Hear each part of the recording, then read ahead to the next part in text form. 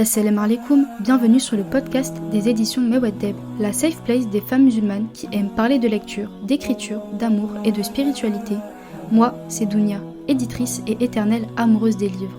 J'ai toujours eu la ferme conviction que la littérature représente une source intarissable de bienfaits, parce qu'elle nous élève, nous apprend, nous fait voyager et nous rapproche de nous-mêmes, mais surtout d'Allah Azza wa Jal. Si tu as toujours voulu sonder les miracles des mots, reste avec moi. À mon micro, j'essaye de les déchiffrer avec toi, en te partageant des astuces, des pensées et en donnant la parole aux belles plumes de notre communauté. Qu'Allah purifie nos langues, nos âmes et fasse que cet épisode soit un bien pour nous toutes. Je te souhaite une très belle écoute. Assalamu alaikum, j'espère que tu vas bien. Bon, ça y est, maintenant vous êtes toutes au courant pour la sortie d'Ayesha At Last, que ce soit sur Instagram, sur le podcast ou sur TikTok. Parce que oui, j'ai fini par créer un compte TikTok pour la maison d'édition. En fait, c'est arrivé un petit peu à une période de doute où j'avais l'impression de ne pas réussir à atteindre mes objectifs concernant mon nombre de followers et de personnes engagées derrière le projet. J'avais l'impression de stagner un peu, que ce soit sur Instagram ou sur le podcast. Du coup, je me suis dit, bon, la majorité des lectrices de romances se trouvent sur TikTok. Donc au bout d'un moment, il faut juste aller à la source pour attirer la cible.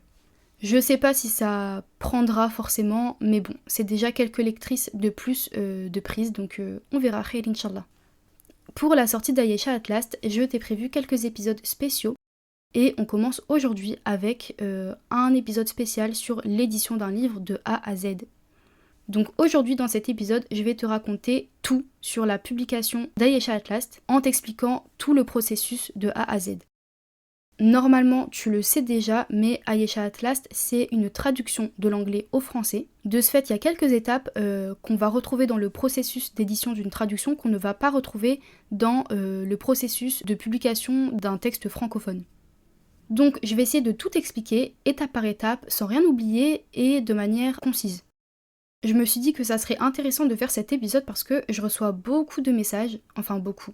Je reçois souvent des messages de personnes en fait qui se posent des questions sur comment on fait pour publier un livre, pour éditer un livre, enfin comment ça se passe. Et du coup je me suis dit que faire un épisode comme ça serait une belle manière de répondre à ces personnes-là qui se posent des questions. Parce que moi ça me dérange pas du tout d'expliquer les choses en DM, etc. Mais c'est vrai que quand...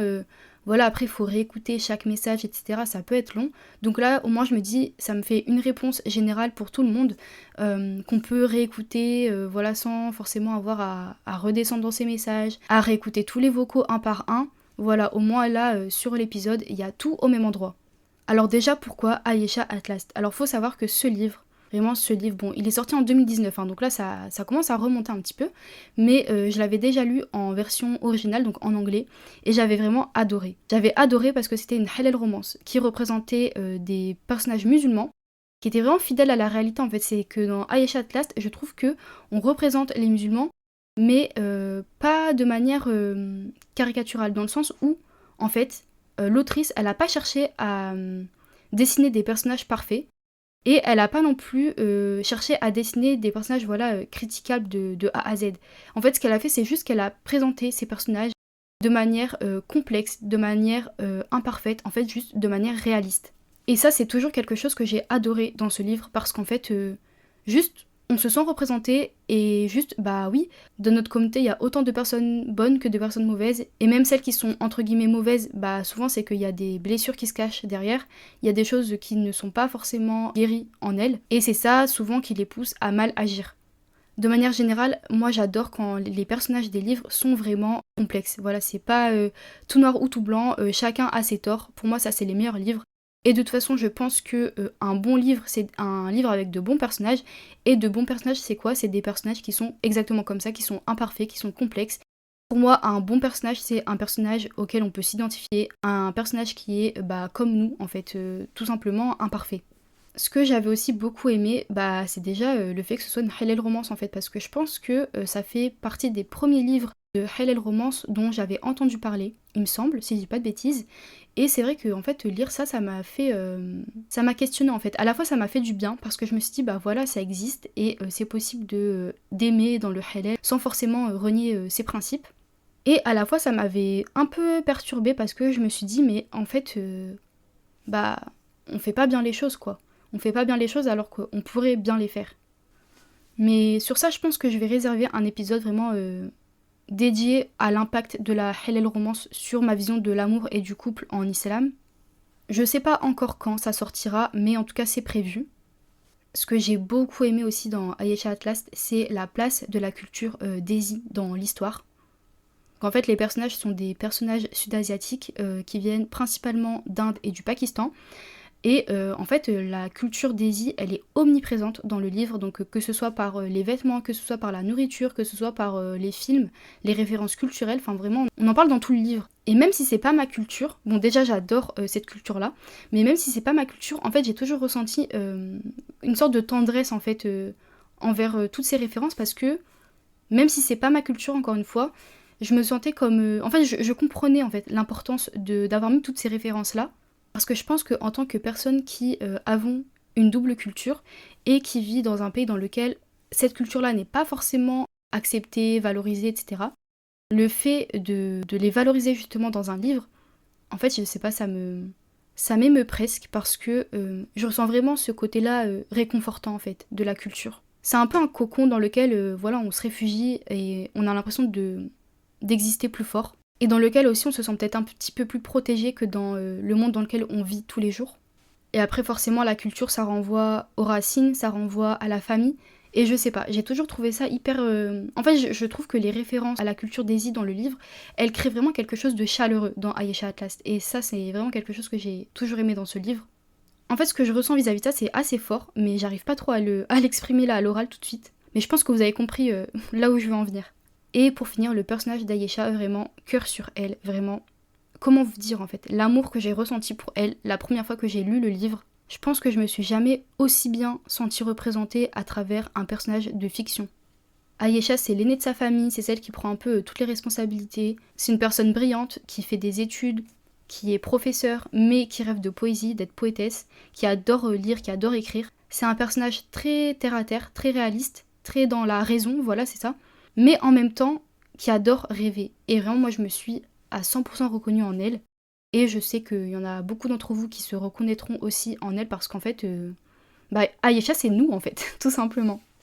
Bref, ceci dit, pourquoi traduire Ayesha at Last ? Alors, faut savoir que je lis en anglais, mais l'anglais, pour ceux qui me connaissent, c'est vraiment pas ma langue préférée. Bon, déjà, j'ai un accent hyper nul. Donc ça, déjà, voilà, c'est pas la langue dans laquelle je préfère m'exprimer. J'aime bien lire en anglais, mais je sais pas, c'est pas la langue qui me touche le plus.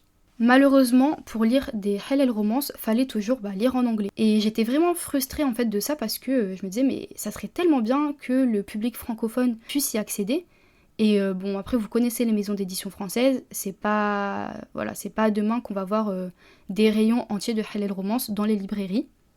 Même si ça a un peu commencé avec L'amour de A à Z de S.K. Ali, après il y a eu Tant que fleuriront les citronniers, je me rappelle plus du nom de l'autrice, désolée. Mais voilà, ça reste pas beaucoup de livres et moi j'avais envie de plus. Mais en fait, à attendre que les maisons d'édition françaises publient ce genre d'histoire, on peut attendre très très longtemps. Donc j'ai fini par me dire, bon, Dounia, c'est pas demain qu'ils vont faire ça, donc si tu veux quelque chose, faut que tu le fasses toi-même. Donc à partir de là, j'ai commencé à faire la liste de tous les livres que j'aimerais bien voir en français. Les livres de halal romance, je précise. Et en fait, pour moi, c'était évident que le premier à traduire, ce serait Ayesha at Last. C'est celui qui a connu le plus grand succès, je pense. C'est un livre qui a été très apprécié par les lectrices françaises, mais qui lisent en anglais. Et je sais qu'il y a beaucoup de personnes qui l'attendaient en français. Donc je me suis dit, bon, on va pas réfléchir 50 ans, c'est celui-là que tu dois traduire. Et de toute façon, c'était celui que je préférais dans toute la liste, donc forcément, pour moi c'était évident en fait de commencer par Ayesha. Donc une fois que j'ai eu ça en tête, après il a fallu passer à la première étape de la traduction d'un livre. Je pense que tu t'en doutes, mais avant de traduire un livre, forcément, faut avoir l'autorisation. Donc ce qui se passe quand on veut traduire un livre d'une langue étrangère au français, on va devoir acquérir des droits de traduction. Comment acquérir des droits de traduction ? Faut savoir que, surtout dans les pays anglophones, les auteurs ont tous et toutes des agents. Et en fait, c'est ces agents-là qui s'occupent de leur carrière. En gros, un agent, c'est la personne qui va faire le lien entre l'auteur ou l'autrice et les maisons d'édition. Donc c'est elle qui va s'occuper des contrats de l'auteur ou de l'autrice. Bon, on va dire l'autrice parce qu'ici on est qu'entre filles et de toute façon on parle d'une autrice. Donc l'agent, en fait, son rôle, c'est de faire en sorte de pousser le plus loin possible la carrière de l'autrice. Donc c'est l'agent qui va guider l'autrice vers les meilleurs choix possibles pour sa carrière et pour ses livres. Donc lorsqu'un livre nous intéresse et qu'on aimerait le traduire en français, il faut passer par les agents. En France, le métier d'agent, c'est pas encore un métier qui est hyper courant, hyper démocratisé dans le monde de l'édition, mais ça tend à le devenir. Par contre, dans les pays anglophones, on peut pas se passer des agents. Ils sont vraiment partout, ils ont vraiment un rôle hyper important dans la chaîne du livre, et rien ne se fait sans eux. Donc en tant que maison d'édition, j'ai dû trouver les agents de l'autrice. Ça a été un petit peu compliqué en fait parce que surtout quand un auteur ou une autrice a publié plusieurs livres, en fait c'est possible qu'elle ait plusieurs agents. Parce que en fonction du genre de son livre, en fonction de ses attentes par rapport à tel ou tel projet, c'est possible qu'elle fasse appel à plusieurs personnes. Donc ça a été compliqué déjà à trouver parce que je suis passée par plusieurs interlocuteurs sans jamais trop savoir qui avait les droits de traduction. Parce que ça aussi, en fait, c'est possible que les droits de traduction appartiennent à une maison d'édition puis à une autre, en fonction de comment évolue l'édition du livre. Et donc ça aussi, ça a été un petit peu compliqué en fait, parce que à chaque fois, je demandais qui avait les droits de Ayesha Atlas, et à chaque fois, on me renvoyait vers une personne différente. Donc ça a été un petit peu compliqué, mais j'ai fini par enfin trouver la personne, le bon interlocuteur. Et une fois que je l'ai trouvé, du coup, j'ai dû présenter un petit peu mon projet. J'ai dû leur expliquer le projet Mewed Dev, en quoi ça consistait, la ligne éditoriale, etc. Et une fois que j'ai pu faire ça, ensuite j'ai dû rentrer dans le vif du sujet qui est négocier les droits de traduction. Parce que une traduction, c'est pas gratuit en fait. C'est pas juste on te dit ok tu peux traduire et voilà et tu signes et c'est tout. Non, en fait tu dois payer une avance aux agents et à l'autrice et ensuite tu dois négocier les termes du contrat. Dans le contrat de traduction, il y a tout un tas de paramètres à prendre en compte et à négocier avec les agents avant de passer à la signature. Donc par exemple, on va négocier l'avance justement. L'avance, c'est ce que tu payes aux agents et à l'autrice avant de publier le livre. Donc en fait, c'est une somme d'argent que tu vas leur verser avant qu'ils touchent les royalties. Donc les royalties, ça aussi c'est quelque chose qu'on peut négocier dans le contrat de traduction. C'est le pourcentage que l'autrice et ses agents vont toucher sur les ventes du livre en français. Parce que du coup, comme c'est une traduction et que c'est pas une production originale, on va dire, en tant que maison d'édition qui publie l'ouvrage, tu ne peux pas toucher tous les pourcentages des ventes. Il y a forcément une partie des ventes qui va revenir à l'autrice et à ses agents, et ce qui est normal. Et donc ça, c'est ce qu'on appelle les royalties. Donc on peut négocier ça. Ensuite, on peut aussi négocier les formats dans lesquels on pourra publier l'œuvre. Donc il y a le format poche, le format broché, le format audio, le format numérique. Et en fait tout ça, ça fait partie du contrat, ça se négocie parce que c'est simplement des questions stratégiques en fait. Dans le sens où un agent peut vous laisser les droits brochés par exemple, pour vous laisser votre chance, on va dire, de vendre et de bien vendre le livre. Mais c'est possible que, surtout quand on est une petite maison d'édition, c'est possible qu'ils préfèrent que certains droits de traduction reviennent, enfin plutôt certains formats de publication, voilà, je cherchais le mot, reviennent à des plus grosses maisons qui pourraient du coup leur apporter plus de royalties et donc plus d'argent. Un truc important aussi, mais auquel on pense pas forcément, faut aussi négocier les droits dérivés. Donc les droits dérivés, en fait, c'est tous les accessoires, tous les produits annexes au livre qui vont représenter l'univers du livre et qu'on pourrait vendre. Donc ça pourrait être par exemple, je sais pas moi, un t-shirt avec les personnages du livre dessus, ça pourrait être un mug avec le nom, le titre du livre, ça pourrait être, je sais pas moi, un carnet avec pareil le titre du livre ou la couverture du livre, enfin bref, tout ce genre de choses, ça fait partie des droits dérivés. Et donc là pareil, il faut négocier soit pour les avoir, soit pour ne pas les avoir. Après, il faut savoir que souvent, le prix de l'avance, en fait, il est aussi déterminé en fonction des droits que tu prends ou que tu ne prends pas. Donc forcément, au plus tu vas demander les droits pour les formats de publication, pour les droits dérivés, etc., au plus c'est possible que ton avance soit onéreuse. Donc après, c'est tout un calcul à faire avec les agents, etc. Donc c'est vraiment une négociation de contrat, comme ça peut se faire dans d'autres domaines. C'est exactement pareil. Dans le contrat, on peut aussi négocier sur quel territoire le livre va être vendu. Par exemple, lorsqu'on publie un ouvrage en français, souvent on demande à ce que le livre puisse être vendu dans tous les pays francophones. Mais pour des raisons stratégiques, c'est possible que les agents refusent et limitent la publication et la vente du livre dans certains pays. Ce qui peut être négocié aussi, c'est la couverture, parce qu'il y a des agents qui veulent pas que la couverture en français soit différente. Ça arrive, donc c'est pour ça que parfois il y a des couvertures de livres qui sortent en français et qui sont exactement les mêmes qu'en VO. Ou alors, à l'inverse, il y a des agents qui vont exiger que la couverture soit différente. On peut aussi négocier le nombre d'exemplaires qui va être imprimé pour le premier tirage. Et après, autour de ça, il y a plein d'autres paramètres à prendre en compte, plein de choses qui sont négociées ou non, parce qu'il y a des choses des fois qui sont pas négociables. Mais après ça diffère d'un projet à l'autre. C'est-à-dire que d'un livre à l'autre, il y aura forcément des conditions différentes parce que les attentes sont différentes, que les objectifs aussi sont différents. Donc après, ça c'est propre à chaque livre. Il y a des choses qui reviennent plus ou moins souvent, mais c'est pas forcément toujours les mêmes points qui sont négociés dans les contrats de traduction. Bref, une fois que ça a été, voilà, on a discuté, on s'est mis d'accord, on signe le contrat et après là c'est à moi de jouer pour la traduction.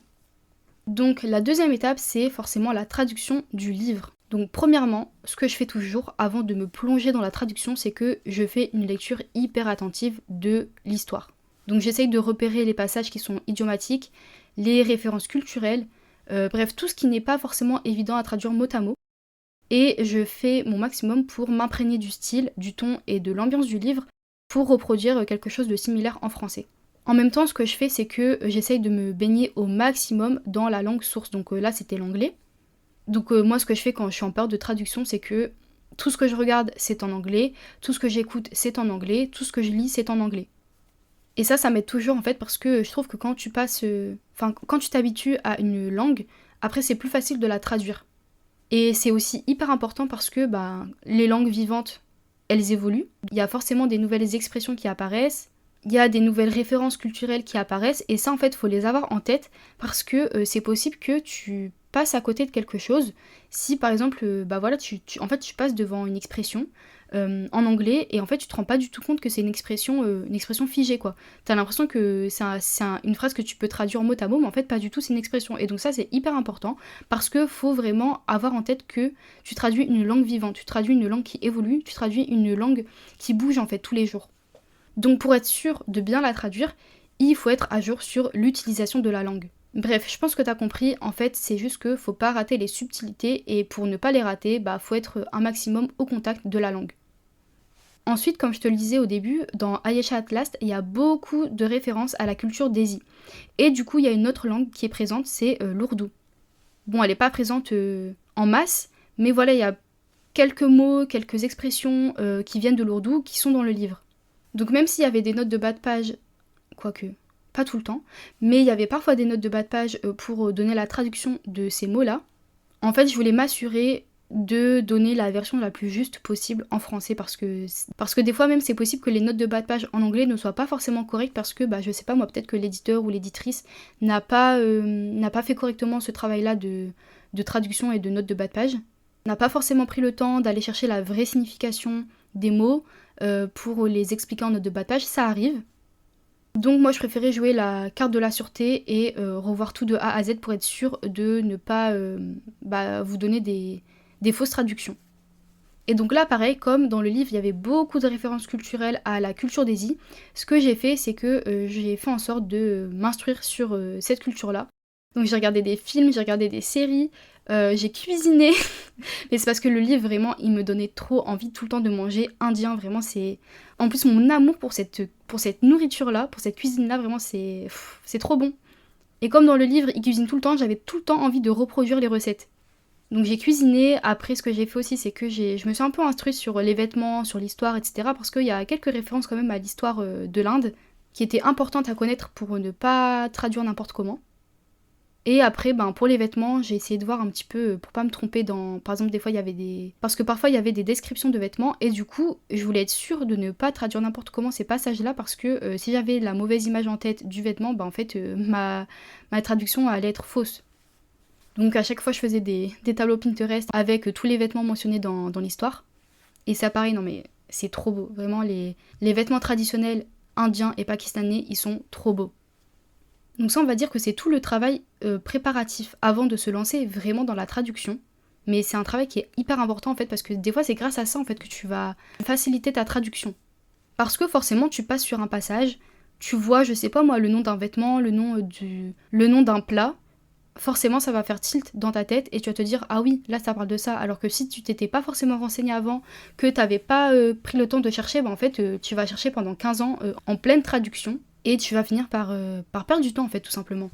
Bon après ça arrive que des fois il y a des choses que tu vois pas forcément et que du coup t'es obligé de chercher l'information pendant que t'es en train de traduire.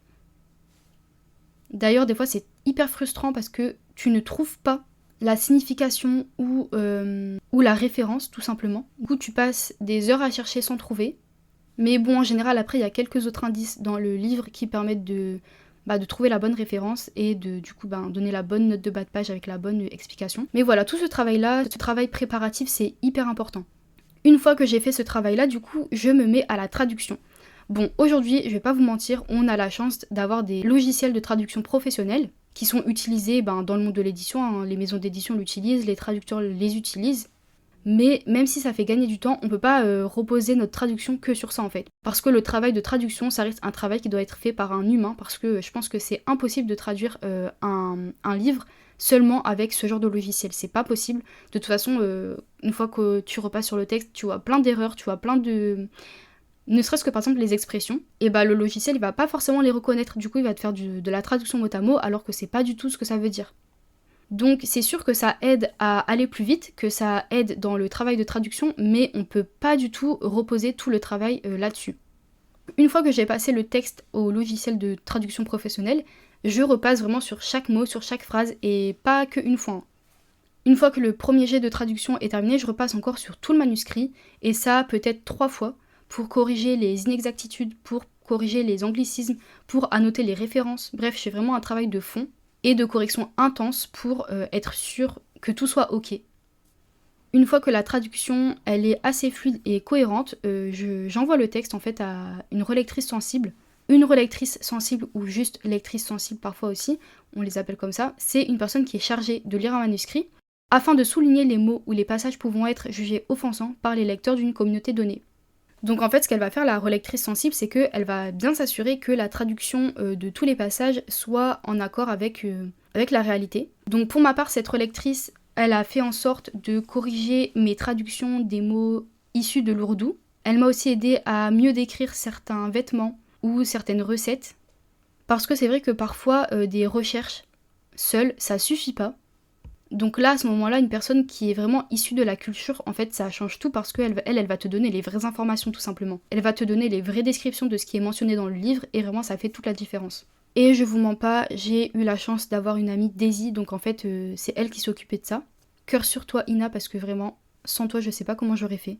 En soi, même si le texte avait déjà été publié en anglais et que de toute façon, en fait, quand tu traduis un livre, tu peux pas modifier certains passages. Bon, parfois il y a des autorisations, mais faut faire ça avec l'accord des agents et de l'autrice. Mais sinon, quand on traduit un livre de l'anglais au français ou d'une autre langue, en fait, on n'est pas censé modifier les passages, quoi. Donc dans tous les cas, je savais que je ne pouvais pas supprimer certains passages ou modifier certains passages qui pourraient être mal perçus par la communauté Daisy, indienne ou pakistanaise. Mais en fait, avoir une relectrice sensible pour une traduction, ça aide quand même déjà pour tout ce qui est vocabulaire, pour tout ce qui est description, pour tout ce qui est référence culturelle, ça aide déjà. Mais en fait, je pense par exemple à un moment, en gros, il y a Ayesha qui se remémore une scène raciste qu'elle a vécue quand elle était à l'école et qu'elle venait d'arriver au Canada. Et il se trouve que dans ce passage-là, il y a ses camarades de classe qui l'appellent Paki. Paki, c'est l'insulte raciste que les Américains utilisent pour parler des Pakistanais, des Indiens, enfin bref, des Sud-Asiatiques de manière générale. Et en fait, à ce moment-là, je me suis demandé, mais comme nous, on se place dans un contexte francophone, est-ce que les gens vont comprendre que c'est une insulte raciste ou pas? Et du coup, je me demandais, est-ce que je note Pak à la place, parce qu'on va pas se mentir, c'est ce qui est le plus utilisé ici, ou est-ce que je laisse Paki, mais au risque que les gens ne comprennent pas forcément la portée du racisme en fait de ce terme-là. Et du coup, j'ai discuté avec elle et elle m'a dit que en tant que Daisy, elle avait déjà entendu les deux, même en France. Donc après, on a discuté et en fait, on s'est dit, bon, on va garder Paki parce que même Pak, ça pourrait être jugé peut-être trop offensant pour un public francophone. Et au moins, on restait cohérente en gardant Paki parce que, tout simplement, c'est le mot qui est utilisé au Canada. Bon, c'est pas l'exemple le plus ouf, mais je pense que vous avez compris du coup à quoi ça sert une relectrice sensible. Et comme je vous le disais tout à l'heure, en fait, c'est vrai que en soi, comme c'est une traduction, on peut pas modifier ou supprimer les passages du livre, mais on s'en rend pas compte, mais parfois, les mots qu'on choisit pour traduire certaines phrases, en fait, ça peut tout changer. Et donc là, la relectrice sensible, ça m'a aussi aidé en fait à choisir les bons mots pour la traduction de certains passages, parce que en fonction du choix du mot, ça pouvait changer la perception et la réception du coup du lecteur ou de la lectrice. En fait, en fonction des mots que tu utilises pour traduire, tu pourras ou non renforcer certains stéréotypes. Et donc là, c'est aussi important d'avoir une relectrice sensible parce qu'en fait, c'est elle qui va te dire en fait si ce passage-là, ben elle a mal reçu. J'ai pas d'exemple en tête, mais en fait, il faut juste se dire que dans l'écriture et dans la traduction aussi du coup, tout est question d'intention. En fait, chaque mot est pesé, chaque phrase est calibrée, parce que chaque phrase en fait veut faire ressentir quelque chose, veut délivrer un message. Donc le choix des mots est hyper important. Donc une fois que j'ai eu tous les retours de la relectrice sensible, je fais une toute dernière correction pour être sûre, mais vraiment sûre que tout soit correct. Bon, après il reste toujours des petites coquilles. D'ailleurs il y a pas longtemps, j'ai réouvert le manuscrit juste comme ça par curiosité et j'ai vu quelques petites coquilles. Donc vraiment je suis désolée pour ces petits couacs. Mais le truc en fait c'est que quand on corrige plusieurs fois un manuscrit, à la fin, on finit par avoir la vue brouillée, vraiment, on finit par ne plus rien voir. En fait, on a tellement lu et relu le manuscrit qu'on ne voit plus les fautes. On voit vraiment plus du tout les fautes. Et donc à ce moment-là, il faut laisser ses yeux reposer et revenir au texte après, longtemps après, quand vraiment on a l'esprit au clair, quand nos yeux sont reposés et qu'ils sont prêts à relire le texte en entier. Et en fait, c'est toujours à ce moment-là qu'on voit ce qui va pas. Sauf que, en fait, je pense que tu t'en doutes, mais quand on veut éditer et publier un livre, en fait, on a des deadlines, donc que ce soit pour l'impression des livres, pour la remise du manuscrit et de la maquette au distributeur et à l'imprimeur, en fait, il y a toujours des deadlines. Donc en fait, ce qui s'est passé, c'est que j'avais plus le choix que de rendre la maquette du livre, et donc je pouvais pas faire une énième correction. Et de toute façon, si j'avais fait une énième correction, en fait, ça aurait rien changé parce que j'avais tellement les yeux dans le brouillard que j'aurais pas vu les dernières coquilles. Donc voilà, ça c'est mes petites erreurs de débutante, mais bon c'est pas grave, faut bien commencer quelque part et si Dieu me le permet, je pourrai toujours faire une petite révision pour les prochains tirages, Inch'Allah. Une fois que ce gros travail de traduction et de correction est fait, là il faut passer à la mise en page. Donc là il faut mettre le texte en forme, en respectant toutes les règles typographiques et de mise en page. Donc là ça passe par les espaces, ça passe par les interlignes, ça passe par juste la dimension en fait aussi du fichier. C'est pas la partie la plus cool, mais bon, on va dire que après avoir fait un gros travail de traduction et de correction, c'est quand même un petit peu plus cool. Bon, après, moi, c'est pas forcément ma partie préférée, la mise en page, mais c'est un passage obligé. C'est aussi là qu'on va décider des polices d'écriture, de la taille de la police, etc. Donc là, pareil, je pense que j'aurais pu faire un petit peu mieux, mais je suis déjà très contente de ce que j'ai fait parce que, comme je vous dis, c'est pas ma partie préférée. Et je me rappelle que pendant mes études, c'était vraiment la partie, je pense, sur laquelle j'étais la plus nulle. Donc je suis quand même contente d'avoir pu faire ça et de m'être bien améliorée depuis. Je te passe les détails de cette partie-là parce que je pense que ça va pas forcément être très très intéressant. Mais en tout cas c'est une étape qui est hyper importante en fait parce que forcément quand on publie un livre, il y a des règles à respecter. Que ce soit pour les espaces, que ce soit pour la mise en forme des dialogues, que ce soit pour la présentation des notes de bas de page, enfin bref, il y a tout un tas de choses à savoir et à respecter. Après c'est pas forcément non plus des règles hyper figées. Parce que je pense qu'après, chacun est libre de faire ses propres choix éditoriaux. Mais c'est vrai que quand les règles ne sont pas respectées, et tout de suite le résultat ne paraît pas très professionnel. Donc ça, c'est quand même une étape hyper importante pour montrer que votre texte a bien été travaillé, a été travaillé dans de bonnes conditions. C'est une étape importante. Et aussi, il faut savoir que l'étape de mise en page, ça induit aussi une dernière correction. Et là, ça va être une correction vraiment typographique, mais au cours de laquelle on corrige encore quelques petites coquilles. Donc c'est vraiment pas une étape à négliger. En même temps, bon, ça je savais pas trop où vous le caler, mais parce que ça souvent c'est fait en même temps que la traduction, il y a forcément la couverture. Donc là je l'ai mis dans la partie mise en page parce que pour moi la couverture et la maquette ça fait partie de la mise en page, mais c'est un travail qu'on fait déjà avant en fait. C'est pas une fois que le livre est traduit, on commence à réfléchir à la maquette, à la couverture. On fait ça en même temps qu'on est en train de traduire le livre pour ne pas perdre de temps. Mais pour vous l'expliquer, je préférais le mettre dans la mise en page dans l'étape mise en page parce que pour moi ça va ensemble. Alors vraiment la couverture, vraiment, je savais pas, mais ça a été la partie la plus difficile pour moi. Alors que c'est même pas moi qui m'en charge, et c'est peut-être pour ça d'ailleurs, mais vraiment pour moi ça a été hyper difficile en fait parce que je suis une personne indécise. Moi je suis une personne indécise, j'ai plein d'idées, j'ai envie de faire plein de choses, mais j'ai du mal en tout cas à faire des choix. Bon, je me soigne, l'entrepreneuriat ça m'aide à être obligée de faire des choix, et à faire des choix rapidement, mais c'est vrai que c'est un truc en fait qui est difficile pour moi. Mes proches pourront en témoigner, mais vraiment pour la couverture, j'ai pas fait des nuits blanches, mais j'ai trop stressé. Vraiment, j'arrivais pas à dormir, alors que c'est juste une couverture, mais en fait la couverture, pour moi c'est hyper important en fait, parce que c'est ce que vont voir en premier les lecteurs et les lectrices. Donc si la couverture est nulle, si elle reflète pas l'histoire, en fait, si elle reflète pas l'univers du livre, si elle reflète pas le genre en fait aussi du livre, en fait je me dis comment vendre en fait, c'est pas possible. Donc vraiment ça a été une étape hyper difficile pour moi, parce que j'arrivais pas à me décider. En fait j'avais des idées, mais heureusement que ma graphiste elle était là et que vraiment elle savait où aller, parce que toute seule vraiment j'aurais jamais pu y arriver. Donc je vous passe toutes les fois où j'ai demandé à toutes mes copines, à tous les membres de ma famille, quelle maquette ils préféraient. Je crois que vraiment ils en avaient marre à la fin. Mais ouais, pour moi c'était vraiment une partie hyper compliquée. En fait, il faut savoir que déjà, niveau graphisme, moi je touche pas du tout à tout ce qui est graphisme. Du coup, j'avais des idées de ce que je voulais, des idées de couverture, mais j'étais pas encore vraiment sûre de ce que je voulais. J'étais pas vraiment sûre du résultat que je voulais à la fin. Donc ce que j'ai fait, c'est que j'ai cherché des petites inspirations, j'ai fait un petit dossier avec plusieurs inspirations, et je les ai remises à la graphiste, donc Imen, si tu passes par là, coucou. Vous pouvez la retrouver sur Instagram sous le nom de Imen Design.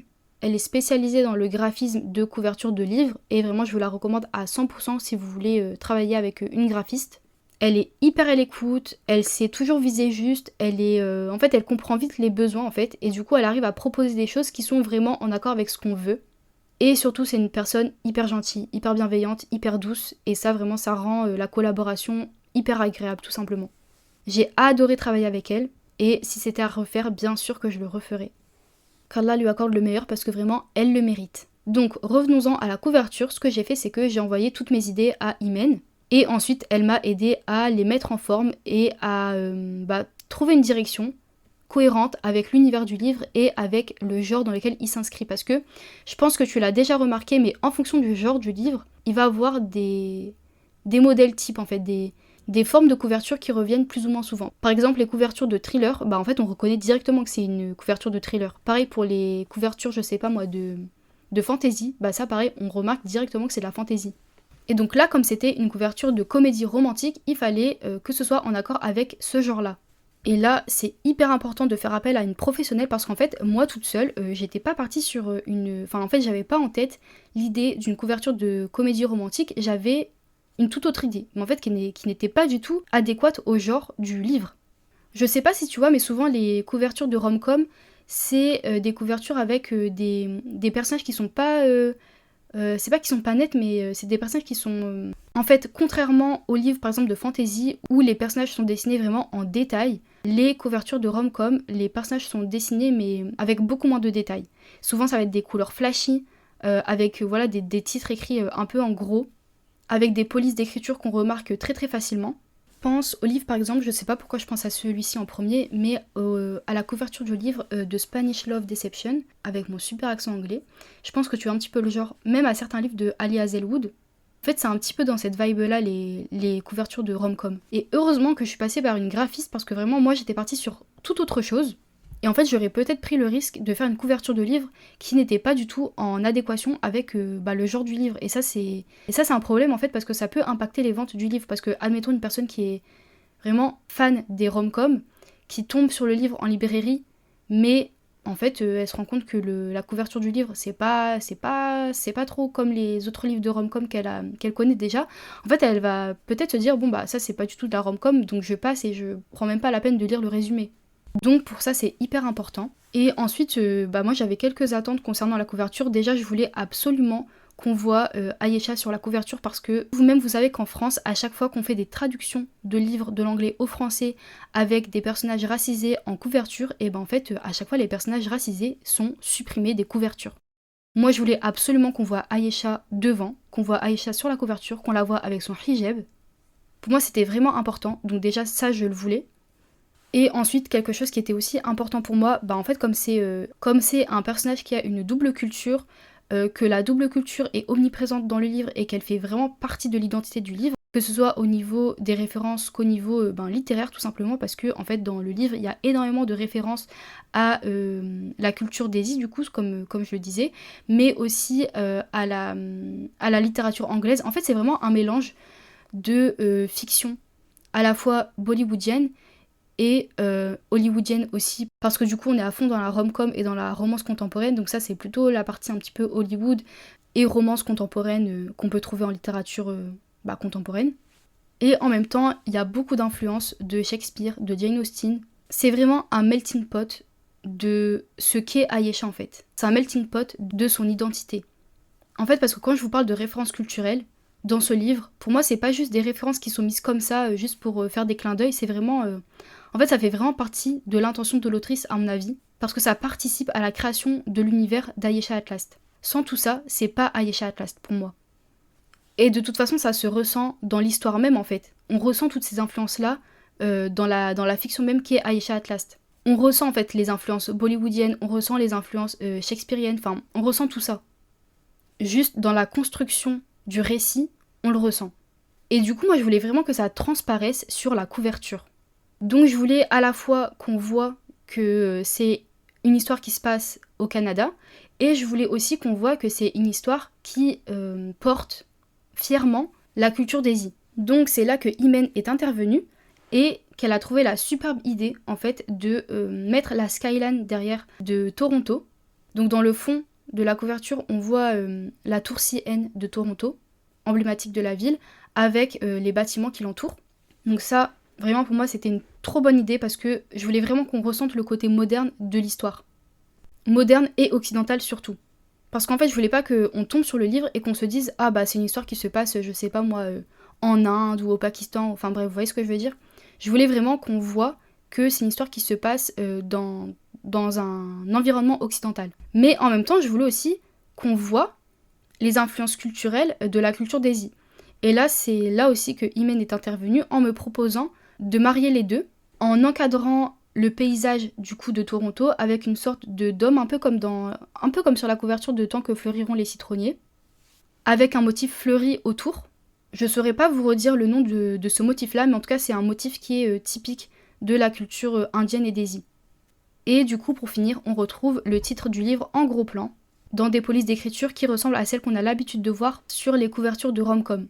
Après là pareil, pour la police d'écriture ça a été aussi tout un débat, ça a été difficile de choisir en fait parce que avec Imen on avait toutes les deux la vision sur le fait qu'il fallait garder une écriture manuscrite parce qu'en fait, vous le verrez dans l'histoire, mais Ayesha en fait elle aime beaucoup écrire. Et dans l'histoire on retrouve quelques passages issus de ses carnets d'écriture.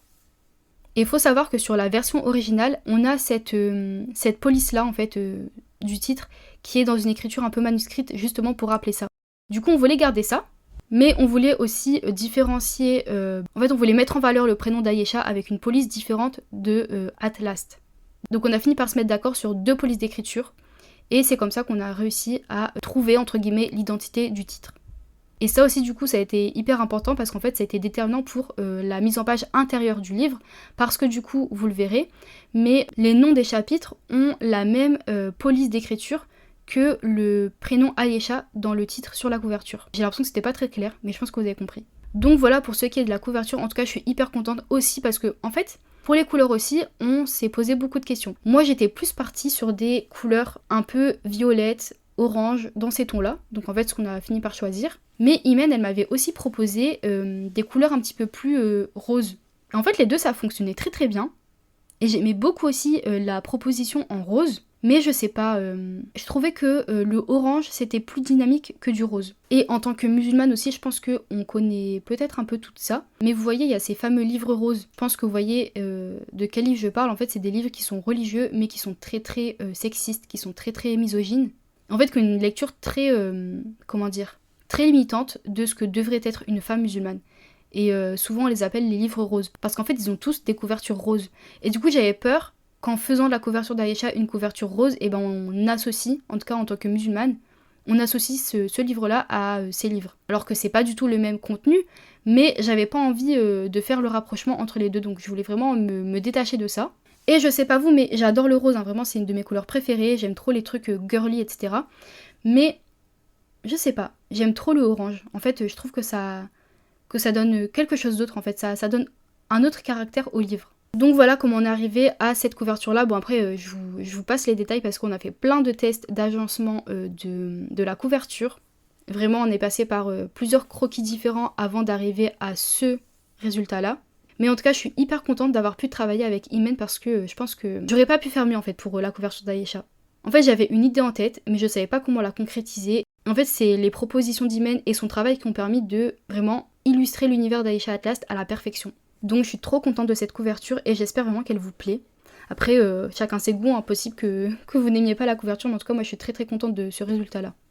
Donc on a acquéri les droits, on a signé le contrat, on a fait la traduction, on a fait la correction, on a fait la mise en page intérieure et extérieure du livre. Et la toute dernière partie, la toute dernière partie sur le livre en tout cas, c'est d'ajouter les mentions légales du livre. Donc ça, je pense que tu as déjà dû le voir dans les livres, mais sur les toutes premières pages, tu as toujours les mentions légales avec le numéro ISBN du livre, avec les droits de l'éditeur, avec le nom du traducteur. Enfin bref, il y a tout un tas de mentions légales à faire apparaître sur le livre.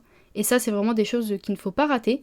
D'ailleurs, si tu es autrice ou auteur auto-édité, ou alors que tu as ta propre maison d'édition, mais que tu débutes, sache que toutes les mentions légales, tu peux les retrouver sur le site du gouvernement. Tu tapes juste mention légale, et normalement tu vas tomber sur la page du site du gouvernement qui explique toutes les mentions légales à faire apparaître. Vraiment, c'est hyper clair, et ça facilite la vie, parce que je pense que sans ça, on peut omettre beaucoup de choses. Et de manière générale, pour tout ce qui est règles de l'édition, n'hésitez pas à aller voir sur le site du gouvernement, parce qu'il y a vraiment beaucoup d'informations et c'est assez complet. Donc si t'as peur de rater quelque chose, si t'as peur de ne pas respecter certaines règles, va sur le site du gouvernement parce que je pense que tu peux trouver tes réponses. Donc une fois que le produit est fini, qu'est-ce qui se passe? Là, c'est une autre histoire.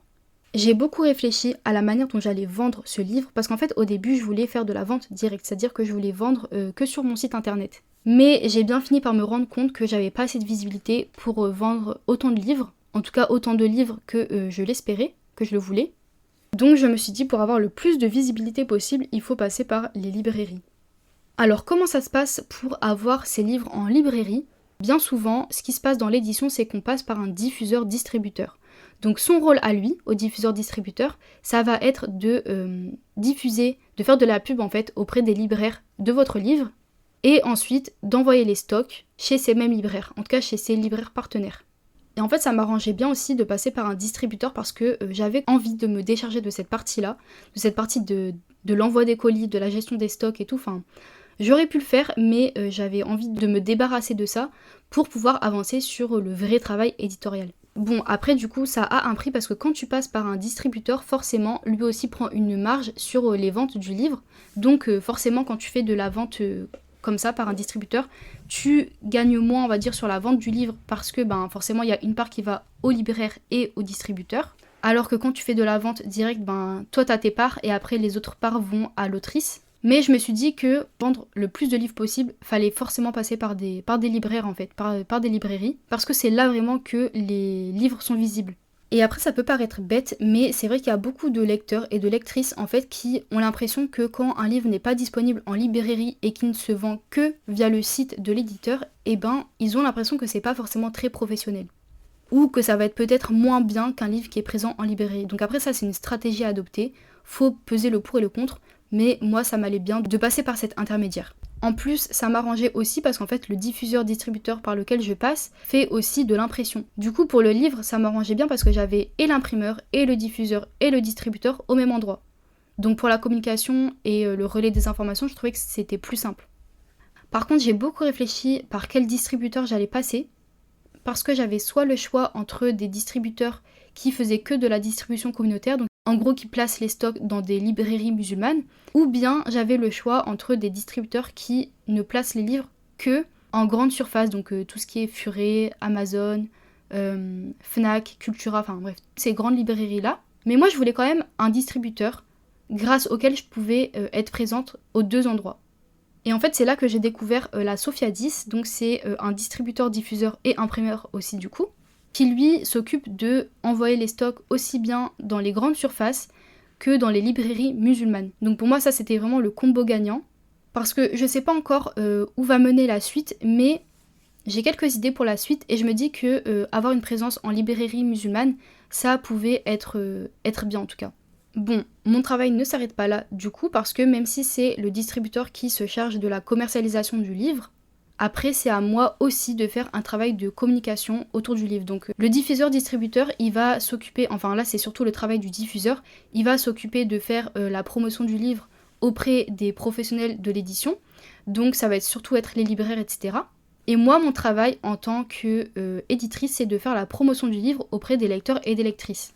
Donc c'est pour ça que là je suis en train de vous saouler de vous spammer avec des posts Instagram, TikTok, mes podcasts aussi, ça fait partie de ma communication, je pense que tu t'en doutes, mais c'est pour ça que je suis vraiment en train de vous spammer sur Ayesha parce que j'ai envie que le plus de monde possible connaisse le livre et l'achète, tout simplement. Dans le travail de communication autour du livre, il n'y a pas que les posts Instagram, TikTok, etc.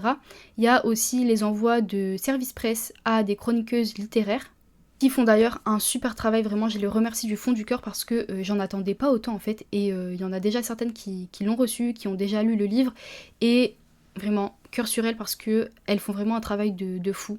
Elles m'aident énormément, je pense qu'elles s'en rendent pas compte mais vraiment elles m'aident beaucoup et je suis vraiment super contente d'être tombée sur toutes ces chroniqueuses parce que leurs posts, leur partage autour du livre, en fait ça permet vraiment de faire connaître Ayesha At Last et de faire connaître la maison d'édition. Et ça me touche énormément qu'elles prennent le temps en fait de partager, de parler du livre.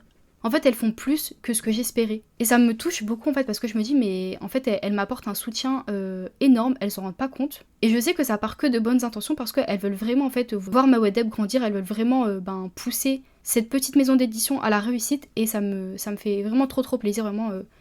Les filles, je vous l'ai déjà dit, mais je vous le redis ici, merci du fond du cœur parce que vous vous rendez pas compte mais c'est hyper précieux pour moi et pour la maison d'édition. Après pour ce qui est communication, en fait je teste des choses différentes parce que je débute, donc forcément j'ai pas encore tous les outils, j'ai pas encore tous les codes. Donc je fais des tests, je vois ce qui fonctionne, ce qui ne fonctionne pas. Il y a des choses que j'ai dû abandonner. Par exemple je voulais faire des newsletters autour de la publication du livre, mais en fait on peut pas être partout quand on est toute seule, donc ça c'est un truc que j'ai mis de côté. Mais du coup j'essaye d'être beaucoup plus présente sur les réseaux sociaux. Je me rends compte que j'ai oublié de vous parler d'un truc hyper important, mais c'est le livre numérique, le e-book. Alors là, comment vous dire que la production numérique du livre, alors là, mais je remercie 1000 fois mon master, dans lequel j'ai pleuré des larmes de sang, mais en fait, finalement, ça m'a servi. Parce que si vous voulez, j'ai fait un master d'édition qui était spécialisé en édition numérique. Bon, sur le papier, ils nous avaient pas du tout vendu ça, mais en fait, c'est ce qui s'est passé pendant 2 ans. On a fait énormément d'édition numérique. Alors que moi, je voulais vraiment faire de l'édition papier. En plus de ça, j'étais super nulle en édition numérique parce qu'en fait, c'était vraiment beaucoup de code, de programmation. Et en fait, il faut être fort quand même en mathématiques, dans toutes ces matières-là, en fait, pour être fort en programmation. Et moi, j'ai toujours été nulle dans ces matières-là, donc comment vous dire que c'était une torture pour moi. On avait des cours d'algorithmique, des cours vraiment, des cours tapeurs en fait, vraiment des cours tapeurs, et j'ai détesté. Mais en fait, ça m'a donné des bonnes bases pour pouvoir créer un livre numérique. Donc en fait, j'ai pu faire le livre numérique moi-même. Bon, il y a encore quelque chose à perfectionner. D'ailleurs, je pense que le livre numérique ne sortira pas en même temps que la version papier, mais il sortira, ne vous en faites pas. Et du coup, le livre numérique, je l'ai fait juste après avoir fini toute la maquette du livre papier. En fait, moi je travaille avec InDesign, et ce qui se passe sur InDesign, c'est que tu peux directement générer un e-book. Bon, après, il faut corriger les erreurs sur le e-book parce que forcément, il y en a toujours, sinon c'est trop facile, c'est pas drôle, mais une fois que tu as ton livre numérique, je fais ça sur un outil de programmation qui s'appelle Sigil. En fait, ça me permet de voir toutes les erreurs sur le e-book et après de les modifier directement. Donc là, pareil, je vais vous épargner les explications parce que je pense que ça va pas forcément trop vous plaire. Mais du coup, il y a des lignes de code à retirer, des lignes de code à ajouter, enfin bref, en fonction de ce qui manque et ce qui ne va pas sur le e-book, il faut changer ça. Et une fois que tout est ok, normalement c'est bon, tu peux commercialiser ton e-book. Donc merci quand même au master d'édition numérique parce que sinon je pense pas que j'aurais pu faire ça toute seule. Et finalement c'était beaucoup plus simple que ce que nous on voyait en cours parce qu'en fait, si vous voulez, bon je pense que c'est un petit peu le problème en France, mais dans les formations du supérieur, on apprend beaucoup de choses qui ne se font plus, qui sont désuètes en fait. Donc moi c'est ce qui s'est passé dans mon master, mais en fait on utilisait des outils qu'on n'utilise plus dans l'édition actuellement. Sauf que comme mes professeurs étaient très attachés à ces matières-là et que de toute façon ils n'avaient pas encore changé la maquette du master, en fait on faisait que ça. Et c'était beaucoup plus dur que ce qu'on fait, que ce qu'on utilise maintenant dans l'édition pour faire des livres numériques. Donc j'ai pleuré des larmes de sang pendant mes 2 ans de master, mais au moins ça m'a servi parce que là pour faire le e-book, en l'occurrence ça m'a paru facile alors que vraiment, je vous le dis, j'étais trop nulle en édition numérique. Donc on a parlé de l'acquisition des droits, on a parlé de la traduction, on a parlé de la correction, de la relecture sensible, on a parlé de la mise en page intérieure et extérieure du livre, on a parlé des mentions légales, on a parlé aussi du livre numérique, on a parlé de l'impression et de la commercialisation, donc ça qui va avec la distribution et la communication. Donc je crois qu'on a fait le tour, il me semble. Il y a forcément des détails que je vous ai pas donnés, des détails que j'ai dû oublier, mais voilà, je voulais vraiment faire un épisode un petit peu global sur comment on édite un livre de A à Z, pour que vous voyez un petit peu toutes les étapes par lesquelles on passe en tant qu'éditeur.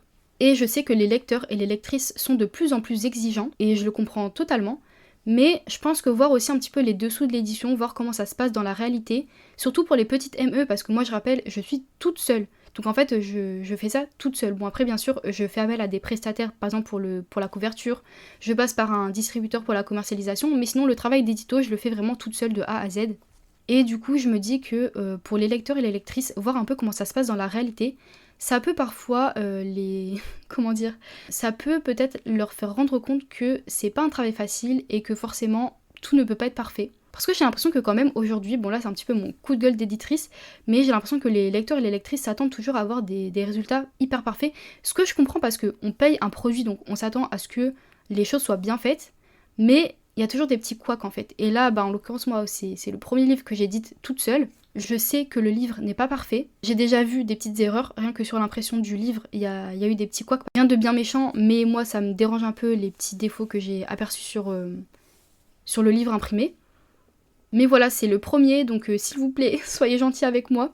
Je sais que le livre n'est pas parfait, je sais qu'il y a des choses à améliorer, j'en suis consciente, totalement consciente. Mais s'il vous plaît, soyez gentils. Parce qu'en fait, ce qui me fait un petit peu peur, un petit peu grincer des dents aussi, c'est que souvent, sur Booksta et sur le BookTok, j'ai l'impression que quand on parle des maisons d'édition, on fait jamais la différence entre les grosses maisons d'édition et les petites maisons d'édition. Rendez-vous bien compte qu'entre une petite et une grande maison d'édition, il y a vraiment un monde, vraiment il y a un monde, parce que dans une grande maison, il y a différents services, c'est-à-dire que pour toutes les étapes que je vous ai énumérées, il y a un service spécialisé là-dedans, avec plusieurs personnes dans le même service, alors que pour une petite maison d'édition, en fait, il y a un seul service en fait, c'est l'éditeur, ou alors après si l'éditeur a la chance d'avoir une petite équipe, mais c'est soit une personne, soit un petit groupe de personnes qui s'occupent de tout ça. Donc forcément, on peut pas tout gérer nous-mêmes à la perfection. C'est pareil pour les auteurs auto-édités, qui font d'ailleurs parfois un meilleur taf que les grosses maisons d'édition. Ils gèrent tout seuls. Même s'ils passent par des prestataires, par des personnes extérieures pour les aider à mettre en forme leur livre et à le publier, à le commercialiser. Faut se rappeler que les petites maisons d'édition et aussi l'auto-édition, c'est des entreprises à taille humaine en fait. Donc s'il vous plaît, ne comparez pas le travail des petits éditeurs et des gros éditeurs en fait, parce qu'il y a vraiment un monde entre les deux. Pareil pour le travail de communication. Je sais que vous vous attendez à avoir des événements de ouf autour des livres, mais ça coûte énormément d'argent et forcément, il y a des grosses maisons d'édition qui peuvent mettre en place des balles, qui peuvent mettre en place des gros événements, mais c'est pas forcément le cas pour des petits éditeurs parce que sachez que nous, on compte à l'euro près toutes nos dépenses, donc que ce soit pour l'impression des livres, que ce soit pour l'envoi des services presse, que ce soit pour juste aussi verser les salaires aux prestataires par lesquels on passe. On compte tout à l'euro près, alors que dans des grosses maisons, c'est pas forcément le cas parce qu'ils ont des grosses trésoreries, ils peuvent faire un peu tout ce qu'ils veulent, et là pareil, il y a un truc aussi qui me dérange en ce moment, mais bon, ça je pense que on en parlera peut-être plus tard, mais c'est la mode du jaspage par exemple. En fait, en tant que petits éditeurs, c'est en train de nous tuer parce que les lecteurs et les lectrices s'habituent de plus en plus à des formats brochés, on va dire premium, mais qui finalement sont au même prix que des formats brochés basiques, on va dire. Et ce qui est normal parce qu'on te propose un bel objet au même prix qu'un objet moins bien, on va dire, ou en tout cas moins attrayant, moins esthétique. Forcément tu vas préférer le beau format avec un jaspage, avec des dorures, avec bref tout ce que vous voulez dessus. En plus de ça, au même prix, ton choix est vite fait on va dire. Entre deux livres, ton choix est très vite fait. Mais ce qui se passe c'est que les lecteurs et les lectrices ont de plus en plus d'attentes en fait envers les livres brochés, sauf que pour une grosse maison d'édition ça coûte rien. De faire un jaspage en plus, ça coûte rien, d'ajouter des dorures sur la couverture parce que elles ont la trésorerie, mais en tant que petite maison d'édition, on peut pas faire des couvertures aussi splendides, en tout cas pas dès le départ, pas dès qu'on se lance, pas toujours. Et du coup ça creuse un petit fossé en fait parce que les lecteurs et les lectrices ont des attentes envers les couvertures, ont des attentes envers tout simplement la mise en forme en fait des livres. Mais ce que font les grosses maisons, les petites maisons ne peuvent pas forcément se le permettre. Donc je voulais juste aussi rappeler ça parce que pour moi c'est important. Vous avez raison d'être exigeant en termes de livres, en termes de produits finis, parce que vous mettez votre argent dedans. Mais juste, encore une fois, soyez gentils avec les petits éditeurs, parce qu'on fait vraiment ce qu'on peut. En tout cas, j'espère que vous aurez aimé cet épisode et que ça vous aura permis d'y voir un petit peu plus clair sur le travail d'un éditeur, sur le travail éditorial autour d'un livre, de la traduction à la publication. Bon là j'ai essayé de tout vous résumer, mais j'ai pour projet de faire des épisodes plus complets sur chaque acteur de la chaîne du livre, en interviewant des personnes qui ont chacune leur rôle dans cette chaîne-là. Comme ça, on pourra aller plus en profondeur dans ce que c'est que le travail d'un illustrateur ou d'un graphiste, ce que c'est le travail d'un distributeur, ce que c'est le travail aussi même d'une chroniqueuse littéraire, parce que on se rend pas compte, mais aussi c'est un travail en fait. La communication autour du livre, c'est un travail. Donc j'aimerais bien interviewer des personnes qui font partie de cette chaîne-là, pour que vraiment on aille en profondeur dans les explications. Et aussi, pourquoi pas faire naître en vous des vocations, on ne sait jamais. Mais voilà, j'espère que cet épisode vous aura plu, et n'hésitez pas, toujours comme d'habitude, à me donner vos retours sur Instagram, sur TikTok, par mail aussi, comme vous voulez. Bref, j'attends vos retours avec impatience. À la prochaine, Inch'Allah. Merci d'avoir écouté cet épisode. J'espère que tu l'as apprécié autant que moi et qu'il t'a apporté du bien. Si tu ne veux rien manquer du podcast des éditions Mewaddeb, abonne-toi et offre-lui de ton amour avec la note de ton choix. Si tu es un peu plus romantique, laisse-lui un mot doux dans l'espace commentaire, ou bien par mail, ou via nos réseaux sociaux. On se retrouve très bientôt pour un nouvel épisode. En attendant, je te souhaite de belles lectures, de belles séances d'écriture et une vie remplie d'amour. Qu'Allah te compte parmi ses bien-aimés. Prends soin de toi, à la prochaine, Inch'Allah.